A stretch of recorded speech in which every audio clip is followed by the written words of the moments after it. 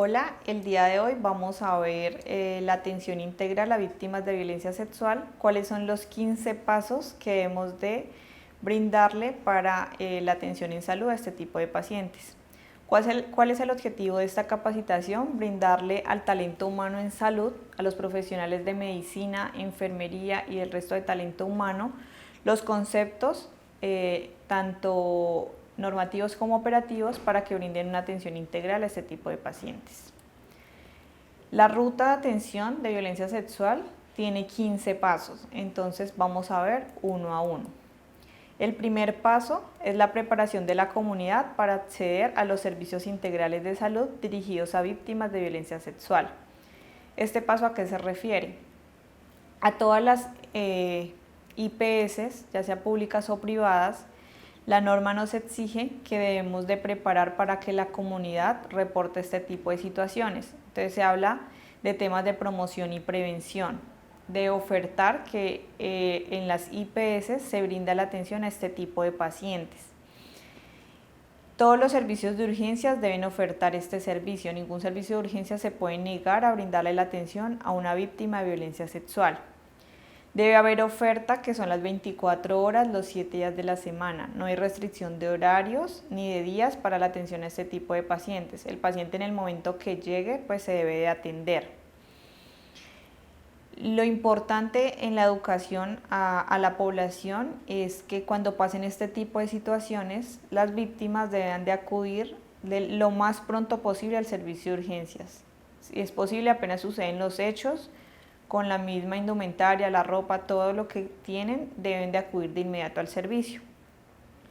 Y este servicio es gratuito, no importa si el paciente no tiene una EPS o un responsable de pago, la atención se debe de brindar. Ese es el primer paso que nos exige a preparar a la comunidad para que pueda acceder a este servicio. El segundo paso es verificar y mantener las condiciones mínimas necesarias para brindar una atención integral a las víctimas de violencia sexual desde el sector salud. ¿Qué nos pide este segundo paso? Que debemos de contar con un equipo multidisciplinario. Cuando hablamos de ese equipo es que el personal debe estar capacitado, el médico, la enfermera jefe, el personal auxiliar de enfermería, el psicólogo, el trabajador social deben estar preparados para brindar una atención a este tipo de pacientes. Debemos tener un proceso administrativo, por eso nosotros tenemos un protocolo que es la ruta de atención y ese protocolo les da el paso a paso de lo que deben de hacer cuando el paciente ingrese al servicio de urgencias. Ese protocolo está publicado en los servicios de urgencias. Está el directorio telefónico publicado con el cual ustedes pueden acceder pues, a quien se va a contactar dependiendo del tipo de violencia sexual que estemos teniendo. Debemos de tener un consultorio, o sea, nos pide la dotación física, debemos tener un espacio en la IPS en donde atender a este paciente de manera privada. Entonces, en todos los servicios de urgencias, el consultorio médico se destina para esta atención. En este consultorio médico se debe tener la ruta, el directorio y todos los formatos que se requieren para que sea de fácil acceso. Debemos de contar con unos kits, no tenemos que tener 2 kits en el servicio de urgencias. Uno es el kit de evidencia forense con el que vamos a hacer toda la investigación del caso y el segundo kit es para infecciones de transmisión sexual, que es lo que contiene los medicamentos que vamos a administrar al paciente en caso de requerirlos. Este segundo punto nos pide que tenemos que tener un proceso interceptorial, porque nosotros no solamente atendemos el paciente del sector salud, sino que tenemos que hacer una relación con el sector justicia y el sector protección, porque todo caso se debe reportar al sector justicia. Entonces debemos tener un proceso interceptorial. Está la central de mando, que es la central de referencia, porque dependiendo del tipo de paciente, si requerimos referirlo a una institución de mayor complejidad, pues lo hacemos a través de referencia y contrarreferencia. Y vuelvo a repetir el tema de la revictimización. Como se los dije en la charla anterior, no realizar revictimización al tipo de paciente cuando estemos en la atención. El tercer paso es recepcionar de inmediato a la víctima en el servicio de urgencias. Todo caso de violencia sexual, independientemente del tiempo que haya pasado, puede haber pasado 1 día, 2 días, 5 días, 7 días y la víctima nos puede llegar a los 7 días al servicio a consultar, se considera una urgencia médica. Se debe manejar como un triage 1. La norma nos dice que si la víctima llega antes de 72 horas se maneja como un trias 1 y si llega mayor a 72 horas lo podemos manejar como un trias 2, pero la recomendación como referente institucional que soy es de que a este tipo de pacientes se les da una atención inmediata porque se considera una urgencia médica. El paso número 4 ya es un paso para la atención médica y es realizar una completa valoración inicial de la víctima. Para realizar esta completa valoración, pues ya la persona debe estar ubicada en el consultorio, donde ya la enfermera jefe debe haber traído los kits, debemos tener toda la dotación en este espacio y las personas con las que la víctima va a tener relaciones con el menor número posible de los colaboradores. Por eso en la atención ya, cuando el paciente nos ingresa al servicio, debe estar el personal médico y el enfermero jefe del turno. Estas son las personas que van a estar en la atención inicial a este tipo de pacientes. Recomendaciones: que si estamos atendiendo a una víctima de violencia sexual, pues en su gran mayoría es el sexo femenino y el médico es pues un hombre. Debemos de estar siempre en compañía de una mujer. Si la enfermera jefe es mujer, pues la enfermera jefe, y en caso de que pues no tengamos enfermera jefe pues mujer, entonces traer una de las auxiliares de enfermería que sea mujer. ¿Por qué? Porque cuando vamos a arrancar la atención médica de la valoración, pues va a haber toda la valoración física completa de la paciente y es recomendable que estén acompañados.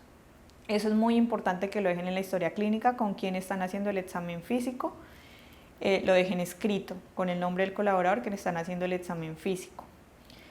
Ya el examen físico, cada uno de los médicos ha sido entrenado, ya sea en su educación en la universidad o estos cursos también que los deben de recibir, de cómo es el paso a paso para realizar un examen físico adecuado en el tipo de pacientes. El examen físico depende de la situación que nos reporte la víctima. ¿Por qué? Porque puede pues estar el tema de tocamiento o solamente haber insinuaciones o si ya hay penetración u otras lesiones que nos lleven a realizar un examen pues más a fondo, más detallado. Importante siempre que en la historia clínica pues dejen el relato de la paciente, entre la paciente mejor nos describan cómo fueron los hechos, pues eso nos lleva a tener más evidencias para saber qué vamos a entrar a investigar, qué exámenes tenemos que pedir, hasta dónde vamos a realizar el examen físico. Pues deben recoger antecedentes en el examen físico, pues un examen físico general. Igual así el paciente solo refiere a tocamientos, si debemos de hacer un examen físico general para saber el estado de salud de la persona, y si ya hay otro tipo de situaciones, entonces ya debemos de hacer un examen físico completo. Con esto, como les digo, sabemos qué tomas de muestras tenemos que tomar para que se vaya todo el tema de medicina legal y la investigación que se realiza en este tipo de casos. Ahí, cuando investiguemos a la persona, identificamos si requerimos hacerle custodia a la paciente, o sea, si por seguridad la paciente debe quedar hospitalizada, lo debemos de realizar, sobre todo en niños. Si llegamos a tener víctima sexual que sea un niño y ustedes como personal médico sospechen que el agresor pueda llegar a ser el padre o la persona con la que el niño está entrando a la institución, no es necesario que lo hagan ingresar al consultorio, pero el niño obviamente debe estar con otro personal de nosotros. La persona queda afuera y en este caso pues a los niños no se les hace entrevistas directas, sino que con dibujos debemos de tratar de identificar qué nos puede relatar el niño de cómo fueron los hechos. Obviamente si identificamos que el agresor está dentro del núcleo familiar, pues lo primero que reportamos es a ICBF. A medida que se está dando la atención médica, la enfermera jefe del turno activa la ruta intersectorial con sector justicia. Siempre debemos de llamar a sector justicia. Llamamos normalmente a policía judicial y policía judicial llega a la IPS, porque policía judicial es quien también se lleva toda la muestra que hemos tomado, todas las evidencias que se entregan con formato de cadena de custodia, que lo vamos a ver más adelante. Ellos son los que se lo llevan, entonces ellos siempre deben llegar a la IPS. Y si es un niño debemos de reportar a ICBF. ICBF también debe darnos atención al caso. Y si es una mujer, pues está comisaría de familia, que es el sector justicia, para el reporte en este tipo de casos. Después de hacer toda la valoración clínica, identificar qué requerimos. Para hacer la valoración clínica ustedes la hacen con el kit de evidencia forense, por eso los servicios de urgencias deben tener el kit de evidencia completo con todos los insumos, porque allí tienen todos los elementos para realizar una adecuada evaluación al paciente. Después de hacer ese examen, ustedes ya han identificado si deben o no tomarle pruebas diagnósticas al paciente. Entonces, cuando hablamos de pruebas diagnósticas, pues estamos hablando de exámenes de laboratorio que nos lleven pues a diagnosticar otro tipo de situaciones que se pueden presentar en estos pacientes, como son pues enfermedades de transmisión sexual, un embarazo, y para eso debemos de ordenar las pruebas. Entonces, este es el quinto paso y es que se deben de tomar todas las pruebas necesarias. Si ustedes consideran que se debe tomar, pues que la paciente puede estar bajo efectos del alcohol, de sustancias, se debe hacer la toma de pruebas. Por eso el kit contiene todos los tubos para que ustedes hagan estas muestras y se deben pues de enviar al laboratorio para su procesamiento. Es muy importante que nada retrase el ordenamiento de estas pruebas. Por eso les decía inicialmente que no importa si la persona no tiene EPS, no tiene un segundo responsable, deben de enviarse este tipo de exámenes. No hay ninguna restricción para ordenarlos. El sexto paso es asegurar la profilaxis sindromática para enfermedades de transmisión sexual. Entonces, dependiendo también del examen que ustedes hayan realizado, debemos de asegurar la profilaxis. Por eso ustedes contienen el kit de enfermedad de transmisión sexual que tiene todos los medicamentos que se requieren para garantizar esta profilaxis. Todo debe ser con consentimiento informado de la paciente, porque la paciente o el paciente les dirá si acepta o no acepta tomar los exámenes, si acepta o no acepta realizarse el examen físico. Por eso desde entrada, cuando hacemos la valoración física, lo primero que hacemos es diligenciar un consentimiento informado. Por eso en los consultorios de la urgencia se han dejado unas carpetas que contienen todos los formatos a los que ustedes deben acceder de manera inmediata y hacemos diligenciar el primer consentimiento, y es que la paciente o el paciente está aceptando que se arranque esa ruta, esa atención. Para brindar los medicamentos para enfermedades de transmisión sexual, también debemos de hacer firmar otro consentimiento que es para usar ese kit. Entonces la paciente dirá si acepta o no acepta, porque se han presentado situaciones en las que la paciente con la prueba se identifica, por ejemplo, un estado de embarazo y la paciente no acepta tomar el medicamento. Entonces debemos de continuar la ruta para brindar ya educación en otro tipo de eventos que lo vamos a ver más adelante. No requerimos, como les digo, autorización de las EPS para administrar esta profilaxis. Se trata de una atención de urgencias y debemos de hacerlo. El séptimo paso pues es asegurar la profilaxis para VIH y SIDA. Entonces también lo mismo, en el kit se contiene estos medicamentos para arrancar esta profilaxis y ya la parte médica sabe el manejo pues de los medicamentos dependiendo del tiempo de evolución que lleve el evento, de cómo se deben de administrar. Entonces en esta parte no me detengo de cómo es esta administración porque ya el personal médico pues lo conoce. El octavo punto es asegurar la anticoncepción de emergencia y el acceso a la interrupción voluntaria del embarazo. Entonces, aquí donde les hablaba que en caso de que la paciente esté en un estado de embarazo y la paciente no acepte tomar el medicamento, pues debemos de dar toda la educación. Es muy importante que eso quede escrito en la historia clínica, que se brindó educación en la interrupción voluntaria del embarazo. Eso debe quedar escrito pues por todo el tema, como les digo, legal y penal que requiere este tipo de pacientes. Es inaceptable cualquier retraso en la administración de la anticoncepción de emergencia. El kit lo tiene y lo debemos de administrar de inmediato. Cuando llega este tipo de pacientes al servicio, el personal médico se debe pues hacer, decirlo así, la división de pacientes que tengan el servicio y una persona se debe dedicar a este paciente de inmediato porque no le podemos dar espera.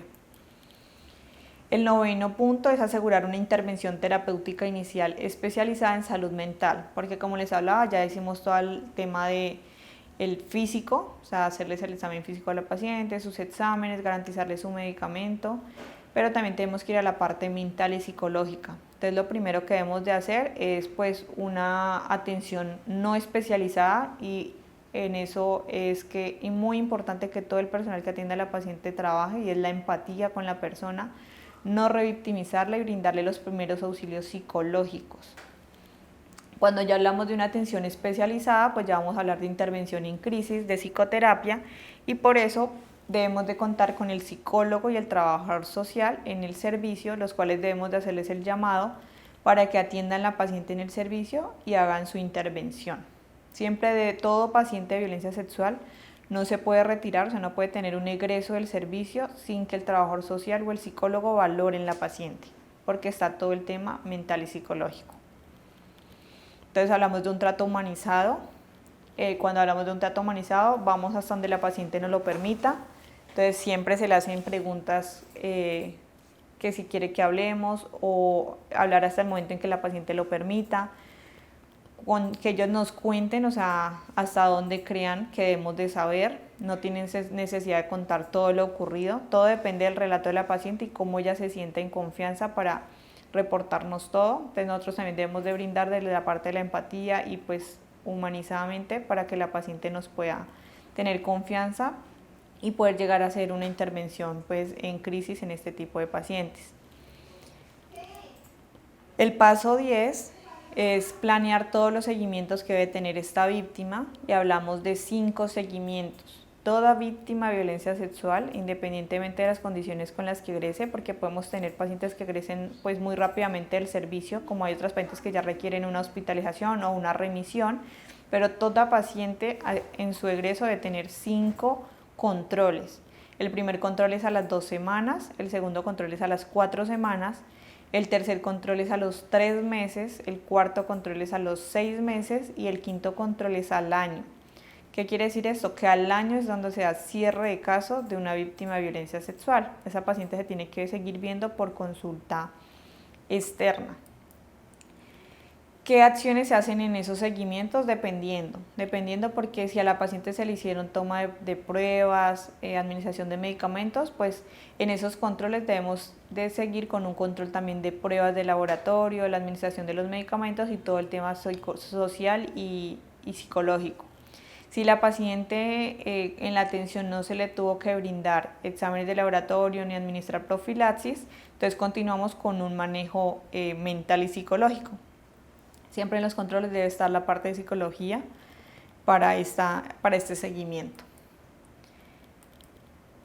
El paso 11 es derivar hacia otros profesionales de la salud para asegurar pues, la atención integral. ¿A qué nos referimos derivar hacia otros profesionales? Porque puede que la paciente requiera atención en interrupción voluntaria del embarazo, entonces nosotros damos una educación inicial, pero podemos llegar a remitir la paciente para que se realice la interrupción voluntaria en caso de que la paciente la desee.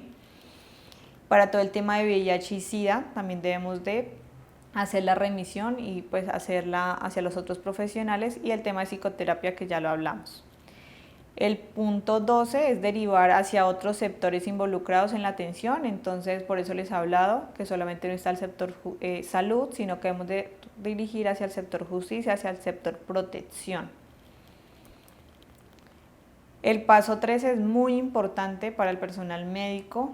Todo paciente víctima de violencia sexual se debe reportar en Civigila, por lo cual debe tener una ficha de notificación, la cual debemos de diligenciar. Esta ficha se debe diligenciar de inmediato, o sea, apenas terminemos la atención con la paciente, debemos de realizar la ficha para poder hacer la notificación, porque es un evento que se notifica de manera inmediata, es un evento de vigilancia en salud pública, entonces se notifica inmediatamente. Y en la historia clínica, cuando ustedes diligencian el CIE-10, ahí dependiendo del tipo de violencia, ustedes pues hacen su CIE-10, los diagnósticos, y con estos diagnósticos que ustedes identificaron, cuando creemos los RIS de la IPS, pues se va a identificar que se tuvo un caso de violencia sexual, porque esto es de vigilancia. Aquí en la presentación tienen ejemplos del CIE-10, de los RIS, de cómo se realizaría. El paso 14 es pues realizar los seguimientos rutinarios que requiere la víctima, entonces debe haber un médico encargado del caso de hacerle seguimiento, que la víctima acuda a los 5 controles. En caso de que la víctima no acuda, pues debemos de dejar el registro, porque puede que la víctima ya no nos conteste a los controles, al seguimiento, entonces todo esto lo debemos dejar registrado en una bitácora.